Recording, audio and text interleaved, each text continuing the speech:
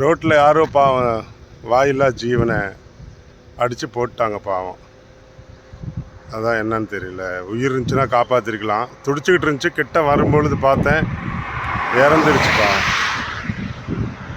Hospital கூப்பிட்டு போகலான்னு நினச்சேன். நான் இறந்து போயிடுச்சு.